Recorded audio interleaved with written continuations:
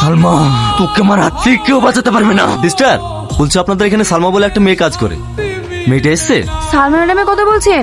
উনি তো 4 দিন হলো নার্সিং হোমে আসেনি। বলছি ওনার অ্যাড্রেসটা দেবেন প্লিজ। ঠিক আছে, দিচ্ছি। এটা কি টনিদের বাড়ি? কে তুমি? আমার নাম সালমা। সালমা, খবরদার তুমি এই বাড়িতে ঢুকবে না। তুমি এই বাড়িটা জ্বালিয়ে পুড়িয়ে শেষ করে দিয়েছো। দয়া করে তুমি এখান থেকে চলে যাও আর আমাদেরকে জ্বালাতে এসো না। দেখো, আমি জানি আমি টনির সঙ্গে অনেক ভুল করেছি। আমি এখনই টনির সঙ্গে ক্ষমা চেয়ে নেব। তুমি টনির সাথে ক্ষমা চাইতে এসছো? আসো, তোমাকে টনির কাছে নিয়ে যাচ্ছি। দেখো আমার ভাই এখানে শুয়ে আছে। শুধু তোমার কারণে আমার ভাইটা মরে গেছে। টনি, ওকে তুমি ক্ষমা করে দাও।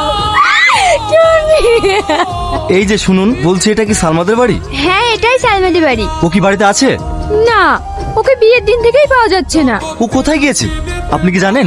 না, সেটা তো বলতে পারলাম না। হ্যাঁ বল। কি?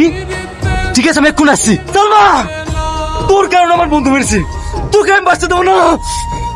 ভাই, ভাই তোমাকে ছেড়ে দাও। ভাই, ভাই তোমাকে ছেড়ে দাও। ভাই সামাদ, ভাই সামাদ, ওকে তুমি ছেড়ে দাও। ওর কোনো দোষ নাই। না খেলা, একে আমি ছাড়বো না। শুধু এর জন্য আমার বন্ধু মারা গেছে। ভাই একে ছেড়ে দাও। ভাই এর কারণে ভাই মরেনি। আমি বলছি ভাই কেন মরেছে। আমি তোমাকে আগেই বলেছি আব্বা, যদি বিয়ে করতেই হয় তাহলে টনিকেই করব। আমি যে ছেলেকে পছন্দ করেছি সেই ছেলের সঙ্গে তো বিয়ে হবে, তাও আবার কালকে। এটা আমার শেষ কথা।